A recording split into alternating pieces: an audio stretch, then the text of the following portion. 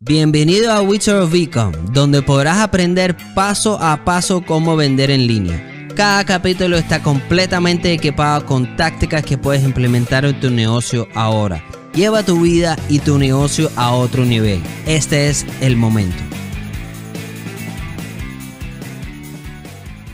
Bienvenido a Wizard of Ecom en español. Mi nombre es Alexei Leal y hoy voy a ser su host. Tenemos una invitada muy especial. Su nombre es Angie Collado, ¿correcto? Es correcto. Que es un coach financiera que nos va a hablar sobre cómo y qué debes hacer para evitar que tu empresa no entre a la quiebra, ¿no? Yo creo que es un tema muy importante, muy complicado, pero muy importante y delicado para todos que estamos en negocio, ¿no? Pero Angie, antes de eso, cuéntanos cuéntanos de ti y cómo entraste a ese mundo de coaching financiero. Pues mira, Alex, justamente cuando pues empecé a entrar en el mundo de los negocios, que fue hace pues más de 15 años, me di cuenta que para mí era como muy natural, ¿no? Pues en mi familia todos son como negociantes y todos venden algo y son gente de empresa. Y me di cuenta que pues no todos teníamos esos aprendizajes y para mí era algo muy natural. Y entonces me dediqué a estudiar desde finanzas corporativas, banca, y me volví banquera, ¿no? Ya cuando salí del mundo corporativo, empecé a dar coaching financiero para personas que querían estructurar sus finanzas personales. Inevitablemente caíamos en la cuestión de múltiples fuentes de ingreso. Y cuando caes en la cuestión de generar múltiples fuentes de ingreso, empieza a entender que te tienes que manejar como empresa y de ahí el coaching empresarial. El tema que queremos tratar el día de hoy sobre la quiebra toca muchas fibras sensibles porque la quiebra no nada más es una pérdida de dinero, de tiempo, de esfuerzo, de tal vez una empresa, socios, amigos y familiares, sino que es como una muerte de un proyecto y muchas veces se siente desgarrador. Entonces, el impacto psicológico es una de las cosas que más me llaman a mí de todas las cuestiones del dinero. Entonces, yo me convierto en una coach financiera que ve los aspectos psicológicos y ya sea los traumas, el estrés y todo lo que implica el manejo del dinero con creencias que pues no nos ayudan, ¿no? Hay gente que se divierte con el dinero y hay gente que lo sufre. Y de ahí creo yo que me toma esta pasión, me dedico a ser coach financiero, a dar uno a uno, dar cursos, conferencias. Y en Latinoamérica he detectado que nos falta mucho camino por recorrer. Entonces aquí estoy, justo tratando de hacer una comunidad y ayudar a toda aquella persona que quiere empezar un negocio y ordenar sus finanzas. Interesante. A mí, por ejemplo, esa palabra, quebrar o bancarrota, a mí me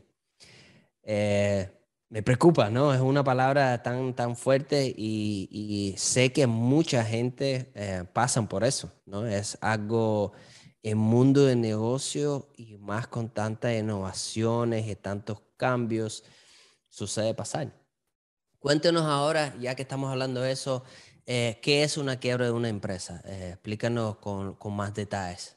Pues mira, justamente una quiebra se puede dar por múltiples razones.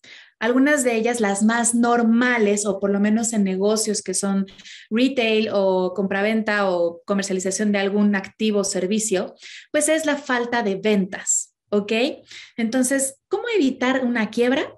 Tienes que tener sistematizado y mapeado tu proceso de ventas para poder irlo midiendo y mejorando.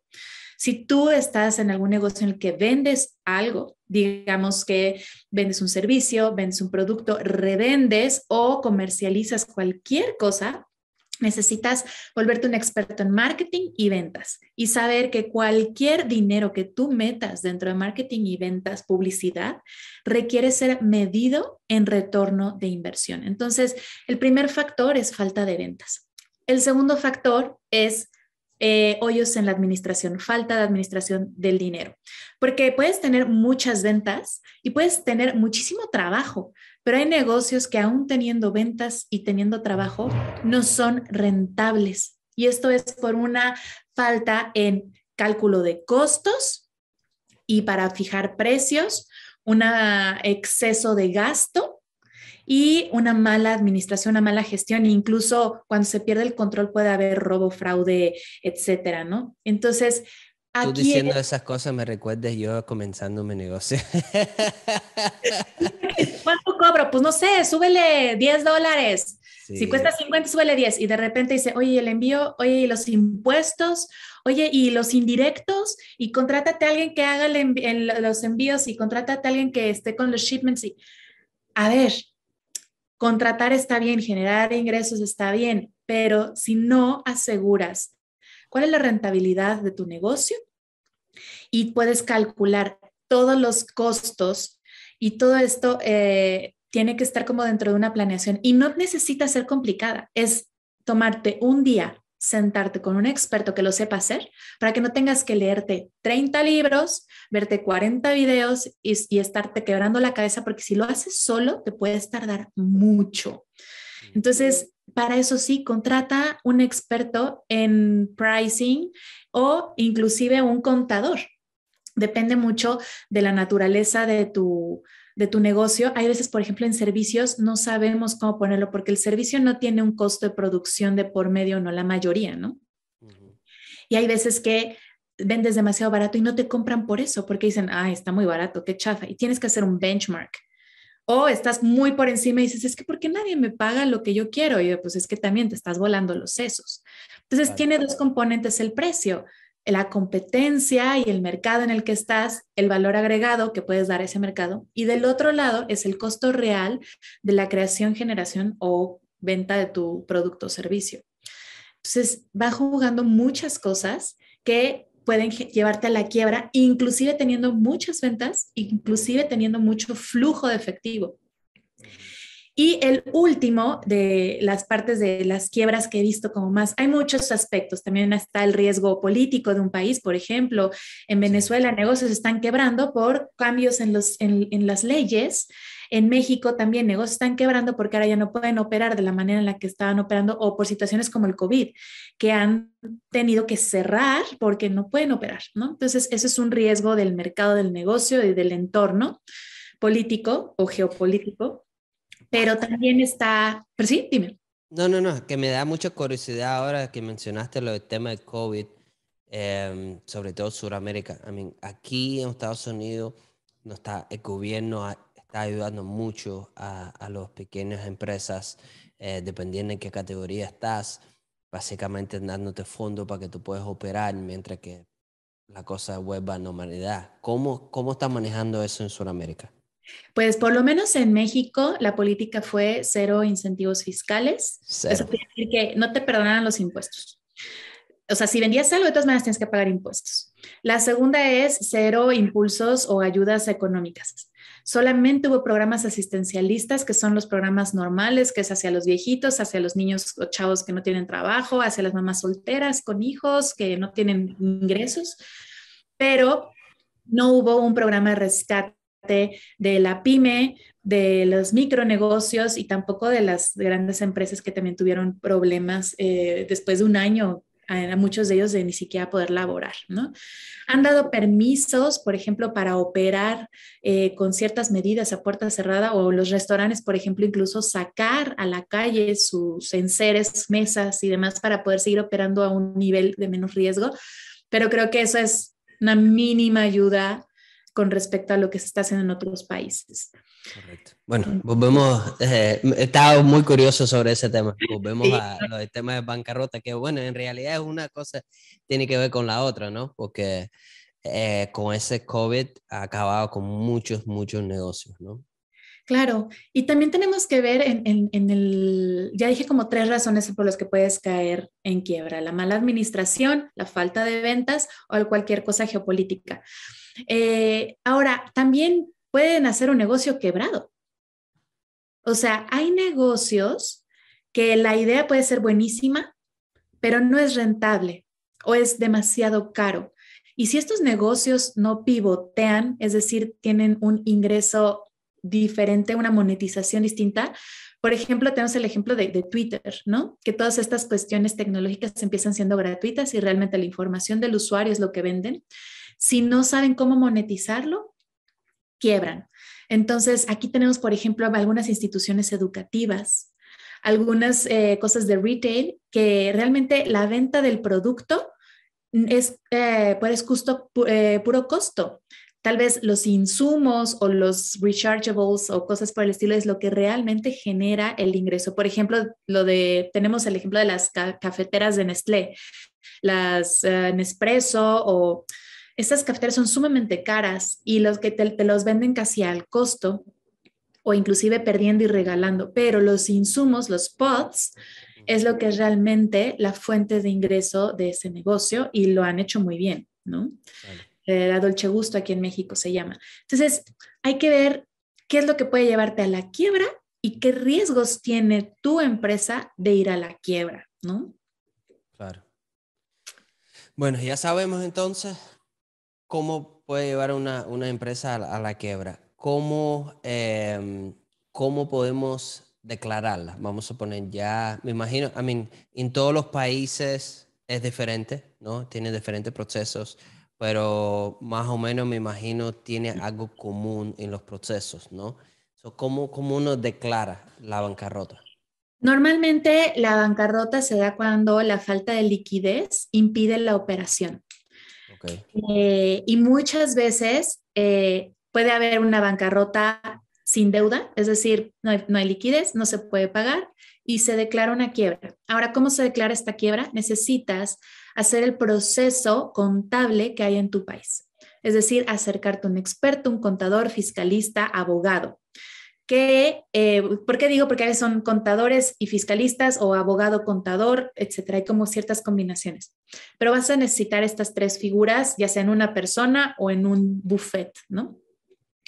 Ellos lo que necesitan hacer es un proceso para avisar a tu institución tributaria. En México le tenemos Hacienda, en Estados Unidos IRS, o depende de la institución a la que declaras tus impuestos. Tienes que levantar la mano y decir, estoy en bancarrota, ¿ok? Cuando una empresa se declara en quiebra, hay un proceso de liquidación. Y la liquidación normalmente hay diferentes preferencias, pero primero se liquidan a los empleados. ¿Ok? Si tú no tienes empleados, no hay problema. Pues tienes que pagar después proveedores. Los proveedores son aquellas personas que te proveen un servicio y les debes dinero. ¿Cómo liquidas esto? Vendiendo activos. Es decir, si tú tenías una camioneta para las entregas, pues vendes tu camioneta y pagas.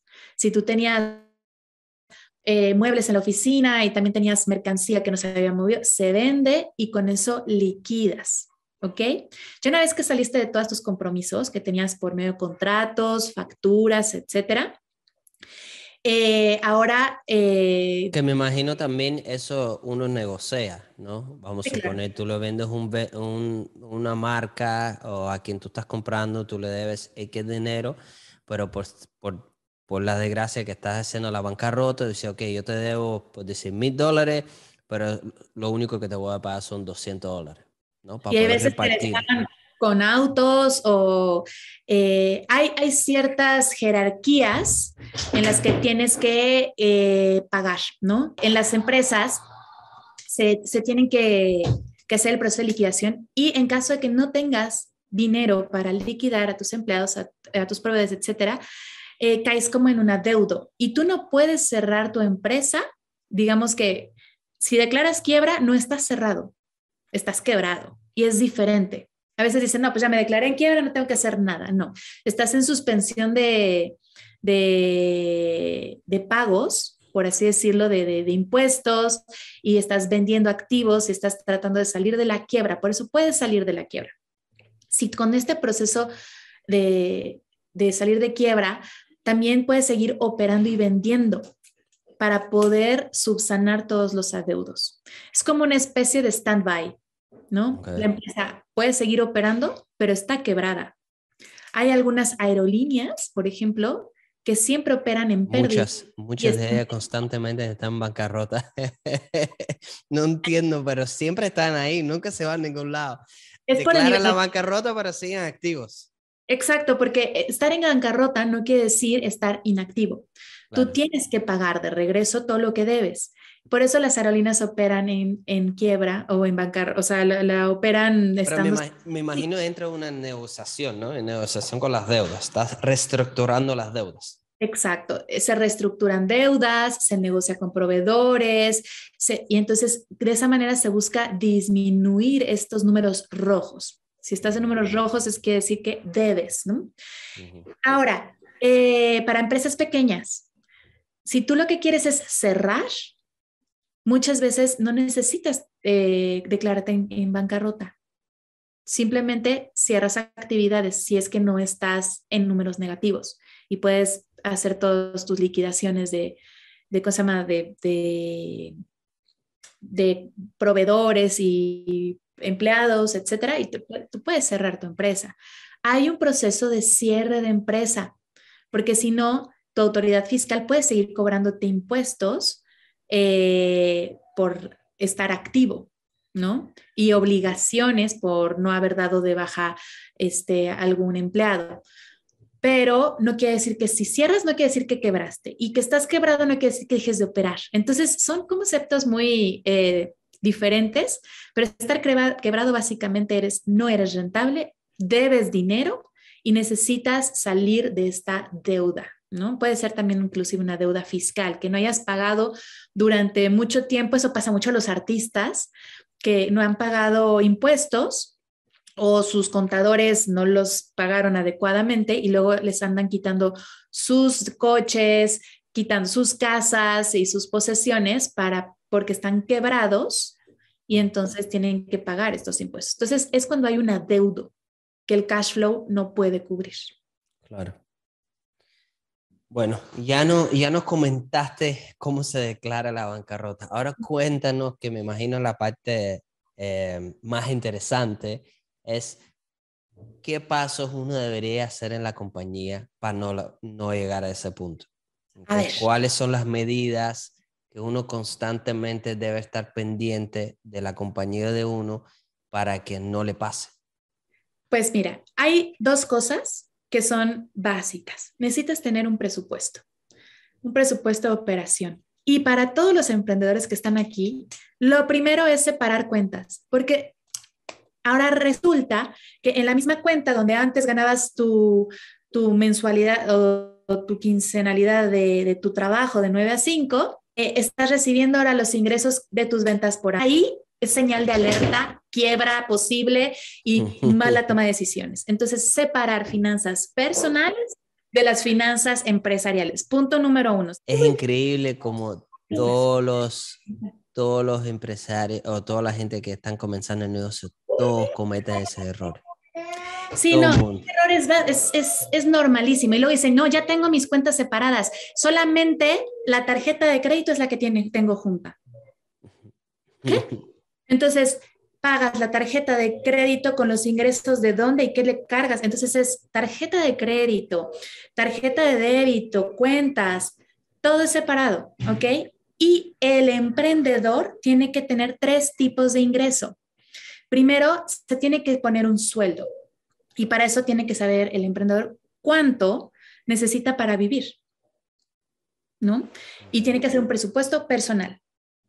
Después tiene que pagarse por variables, digamos, por resultado de ventas, ¿no? Entonces tienes un variable de tu empresa. Si tú eres el que vendes y el que operas y todo, entonces primero te vas a dar un sueldo por operación.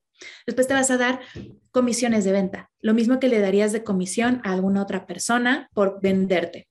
Y después te vas a dar los rendimientos, ¿no? Tú vas a decir, cada 3 meses, cada 6 meses, cada año voy a obtener mis utilidades y puedes decir, ok, tuvimos, no sé, $10,000 de utilidades con los negocios que interesan. Voy a retirar 5 y 5 los dejo en el fondo de la empresa.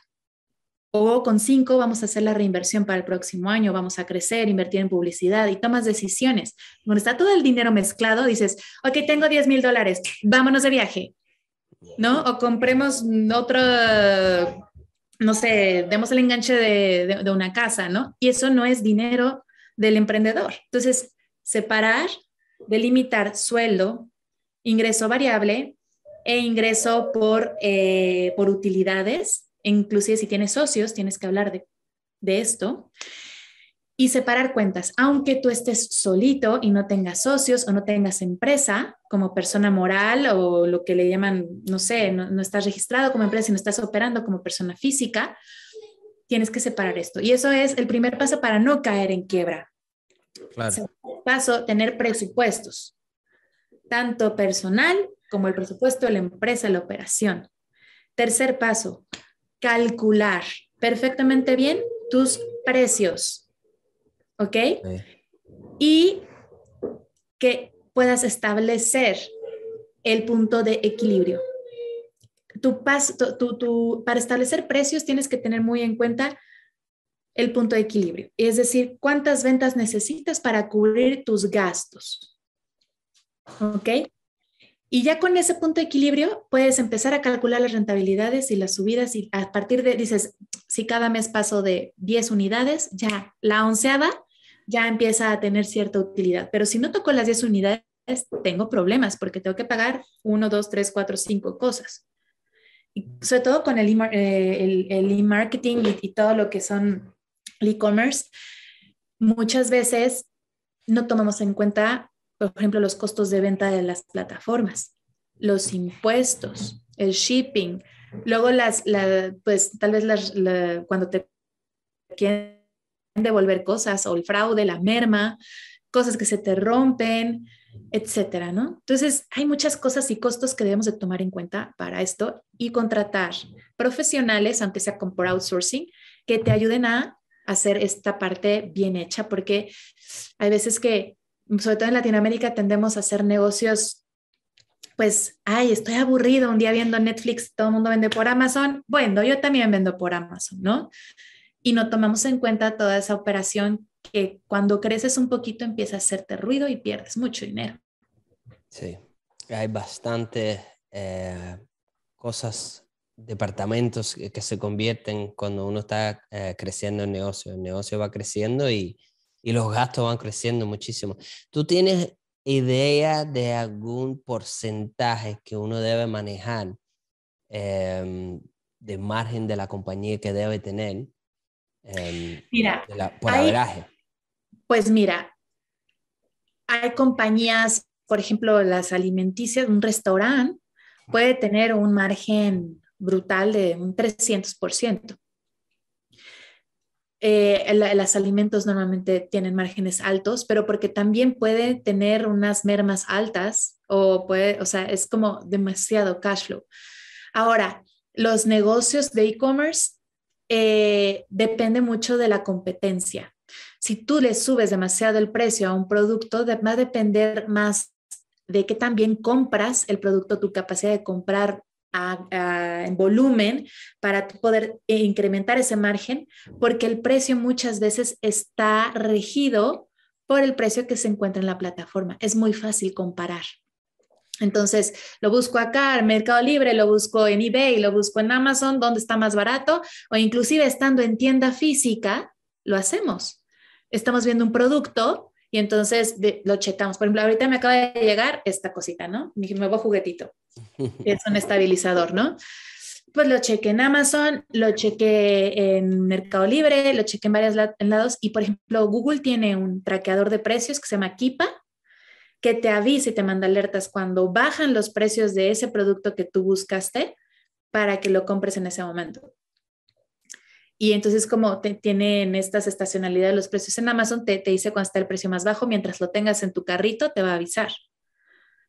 Entonces es como necesitas estar dentro del mercado y eso va a ser la habilidad que tengas para comprar más que la habilidad que tengas para vender. Entonces, ¿cuánto tiene que ser rentable? Por lo menos cubrir tus gastos operativos y lo que te cobra la empresa por vender. Si no, estás pagando por trabajar y eso pues mata a cualquier empresa, ¿no? Nosotros, en principio, y bueno, hoy por hoy seguimos luchando, es contra tener un flujo de caja saludable. El problema es que, de nuevo, fue un proceso de aprendizajes, pero cada vez que hablo con cualquier otro vendedor, todos nos enfrentamos a eso. Una cosa, un profit, ganancia de la compañía, y otra cosa es flujo de caja, ¿ok? Entonces tú puedes tener a final del año tú tienes X ganancia de la compañía y es súper, con mucho ganancia, ¿no? Pero no tienes nada efectivo en la cuenta, tienes cero en la cuenta. Entonces tú dices, pero ¿cómo es posible? Es que, de nuevo, lo que es flujo de caja y lo que es ganancia no tienen nada que ver uno con la otra. ¿Okay? Tú puedes estar, y eso causa quiebras a las compañías. Porque Sí, tú de puedes pronto tener mucho. te estás en una posición que tienes mucho inventario, no lo estás rotando, estás entrando los gastos y estás en negativo. Entonces, ya, Sí, lo que quebraste. decíamos, quebras por ventas. O sea, el problema del flujo de caja se resuelve con ventas. Y es muy chistoso. Tener buen flujo de caja no quiere decir ser rentable. Y tener rentabilidad o utilidad no quiere decir que tengas buen flujo de caja. Entonces Exacto. muchas veces dices, ok, no somos rentables, vendamos más. Hay veces que vender más, hay unas curvas muy chistosas que vender más implica Peor. aumentar gastos, tener que contratar ciertas gente y entonces disminuye tu utilidad. Hay veces que Correcto. a las empresas no les conviene vender más. Exacto. Exacto. Y ese punto es muy difícil a veces de analizar, de entender. Yo Ujú. creo que hoy por hoy yo todavía no lo tengo claro, ¿no? Porque, de nuevo, uno quiere crecer. Uno hace todo lo posible crecer. Entonces, las metas que todos nosotros, y yo hablaría por todos los vendedores de e-commerce, la meta de nosotros siempre es incrementar ventas, ¿no? Incrementar ventas, por supuesto, con las ventas viene más ganancia también si tienes un margen saludable. Pero de nuevo, y como tú dices, y hay algunas curvas en un proceso cuando tú estás creciendo que parece que no estás vendiendo más, pero tienes menos dinero.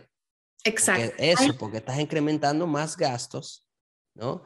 Entonces no estás viendo la ganancia a que tengas más ventas. Sí, justamente lo que decía, el problema de flujo de caja se soluciona con ventas porque aumenta el flujo de caja, pero el problema de la rentabilidad, puedes darle la vuelta haciendo una contabilidad de Profit First. Hay un libro que les recomiendo muchísimo que se llama Profit First de Mike Michalowicz. Yo lo he leído. Ese te dice, a ver, aseguremos tu rentabilidad. Primero, lo primero que tienes que pagar llegando el dinero es costo de venta, que son las comisiones, te las pagas tú, las pagas a tus vendedores y las comisiones que le pagas a la empresa, a la plataforma que te ayuda a vender. Eso se paga llegando. Después, se paga, se hace un apartado de lo que son los impuestos de esta venta para que no te tome como desprevenido y que siempre tengas una estrategia para que este mismo apartado inclusive llegue a ser bonos cuando haces una buena gestión. Y ahí entra luego, antes de meter cualquier cosa de gastos, rentabilidad. Por eso se llama rentabilidades primero. Tú decides, por ejemplo, dices, ok, yo sé que en e-commerce podemos tener una rentabilidad de 30% en estos productos que yo voy a comercializar, pero voy a empezar con un 10 porque estoy iniciando, mis costos son altos, necesito volumen. Entonces, vas a tomar un 10% y lo vas a mandar a una cuenta que no está contemplada en el flujo de caja. Tomas tu 10%, lo metes ahí y te olvidas. Y con el resto, operas. Entonces, la tesis de Mike Michalowicz es, cuando somos emprendedores y tenemos cierto dinero para operar, te lo gastas todo. Tienes más dinero para operar, te lo gastas todo. Exacto. Entonces, tomemos primero la rentabilidad y por lo menos aseguras un 10% de rentabilidad y el resto operas. ¿Quedó flujo de caja?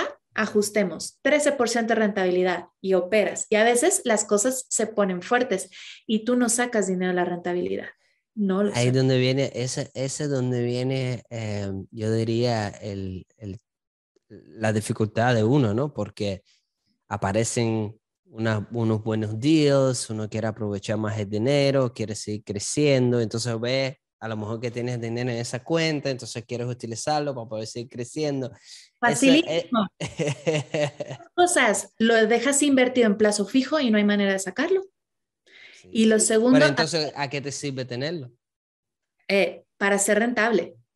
Mm. Y entonces aprendes a apalancarte, aprendes a utilizar el leverage, el apalancamiento, la deuda como motor de crecimiento.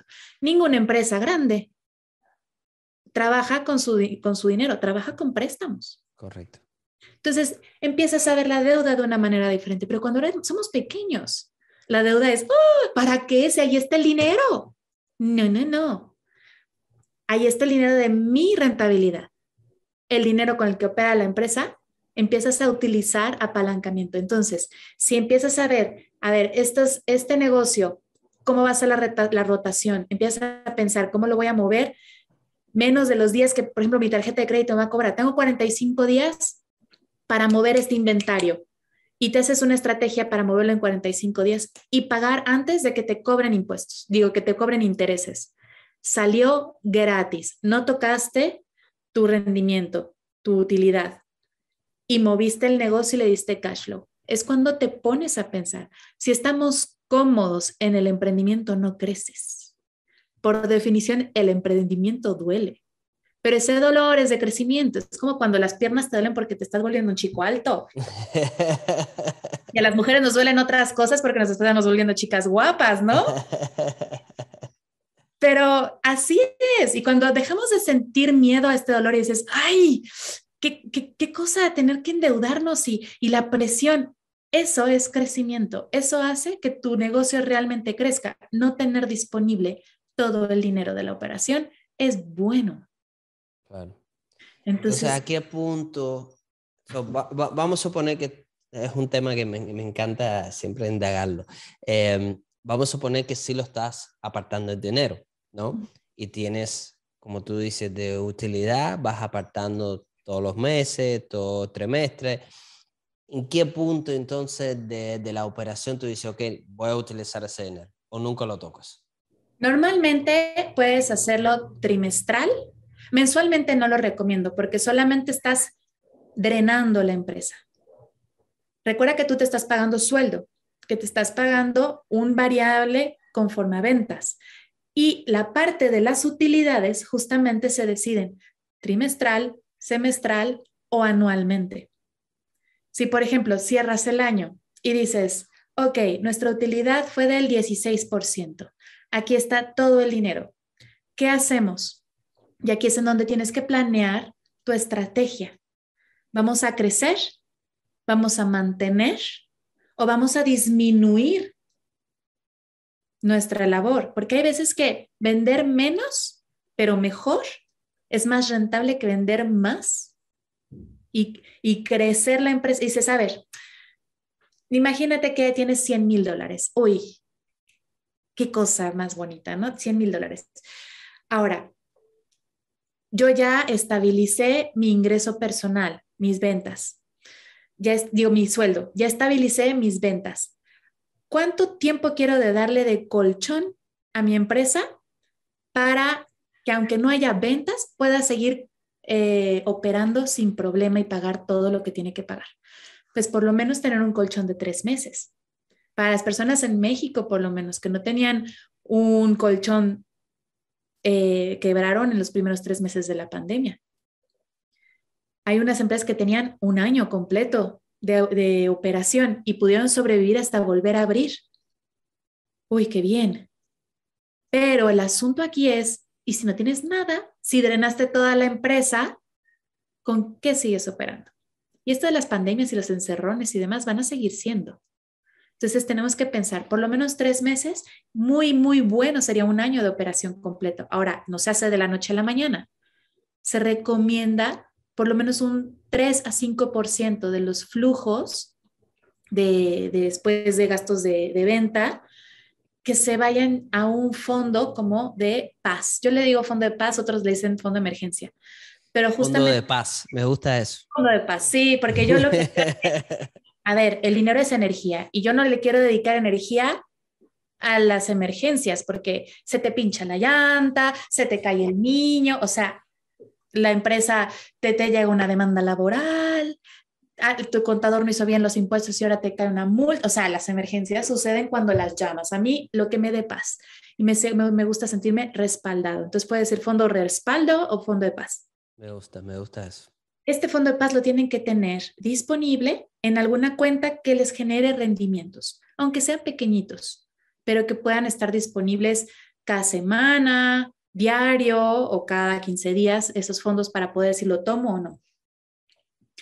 Y este fondo de paz va a ser como lo primero que deben de las empresas empezar a construir para tomar decisiones inteligentes. Por ejemplo, imagínate que pues quieres liquidar a tu socio porque realmente es bastante desagradable, ¿no? Y entonces el socio dice, bueno, pues tomo del fondo de paz lo que me toca y tan tan. Y ya te deshaces de la persona. Claro. O cualquier cosa sucede, digamos que te ayuda a mantener la paz en tu empresa. Ahora, punto número 2, esta parte de rentabilidad no la tocas si no tienes estrategia. El dinero se esfuma si no le dices hacia dónde ir. Como es energía, si no tienes una batería, un acumulador, y generas tú en tu coche electricidad, ¿dónde la acumulas? No la acumulas, se va. Entonces, nosotros tenemos que tener una cuenta en la que puedas acumular, ¿ok? Y una vez que tengas hacia dónde dirigirla, conectas y diriges el dinero. Porque si nada más abres la caja y le haces así a los billetes, pues donde caiga está bien. Entonces, ahí es en donde digo, punto número, no me acuerdo qué punto, pero estrategia. Vas a crecer, vas a mantener y fortalecer, vas a disminuirte o vas a diversificarte. Entonces, traer un nuevo producto. Ese tema de ese punto de diversificar, yo hablo mucho de eso. Yo creo que es algo muy importante, sobre todo cuando estás comenzando un negocio. No creo que es inteligente diversificar, pero ya cuando estás a un punto alto y que estás bien, la compañía está bien, deberías diversificar, porque todo está, yo no confío en ningún canal de mis ventas, ninguno. Todo cambia tan drástico y tan rápido.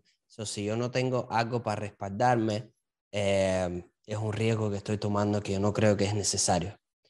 Okay. No, y naturalmente la gente cuando te compra y te conoce y empieza a preferirte, quiere más, si lo haces bien. Y si no tienes nada que ofrecerle es una pérdida, porque es mucho más fácil venderle al mismo cliente que ya tienes que tener nuevos clientes siempre.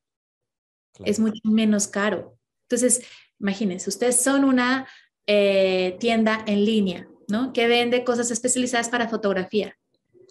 A pesar de que estén trepados en Amazon, cada vez que la persona llega y si ya compró en tu tienda, le va a salir el anuncio o le va a salir el producto que tú tienes.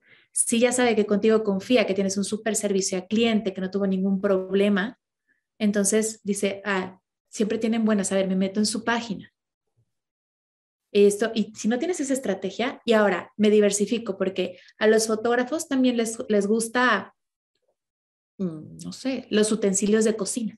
O sea, quién sabe, los algoritmos y toda la data que nos avienta, las preferencias, lo que compraron junto con alguna otra cosa, libros, etcétera, pueden ser posibles diversificaciones y eso se planea. No diversifica sin planeación, porque diversifica sin planeación es ponerse la soga al cuello. Sí, entonces estás desviando la energía y los fondos de un lado para el otro. Estoy totalmente de acuerdo también. Tiene que ser con una estrategia. Totalmente, totalmente. Entonces, ¿qué haces con estas utilidades? Estrategia. Entonces dices, ok, ¿con cuánto puedo ejecutar la estrategia que quiero para el próximo año? Pues mira, de los $100,000, con 30,000 está perfecto. Y 30,000 que mandamos al fondo de paz, me quedan 40,000. Ahora sí, retiro utilidades. Feliz Navidad, de emprendedor, ¿no? Angie, quiero ser respetuoso con tu tiempo. Gracias. Muchísimas gracias de nuevo por venir y compartir tu conocimiento. Espero que no sea la última vez. Cuéntanos cuál es la mejor forma de comunicarse contigo, dónde te pueden encontrar, si alguien tiene alguna pregunta o quieren contratarte para servicios de coaching financiero. Claro que sí, en Instagram me pueden encontrar como Angie, es A-N-G-I-E, Angie Collado con doble L, _coach en Instagram. También estoy en LinkedIn como Angie Collado y mi página personal que es angiecollado.com. Súper. Ahora mismo te estoy buscando yo también. Claro. Te estoy siguiendo ya. Y me gustaría también invitarlos a todos ustedes en la comunidad para que hagamos un live en Instagram para que nos platiquen cómo se hace esto de la venta por Amazon, porque mi comunidad, si bien es financiera, siempre estamos buscando múltiples fuentes de ingreso. Seguro que sí. Muy bien. Muchísimas gracias, Angie, de nuevo. Fue muy agradable compartir este espacio con ustedes. Si te gustó la información, suscríbete y deja tu calificación. Hasta la próxima.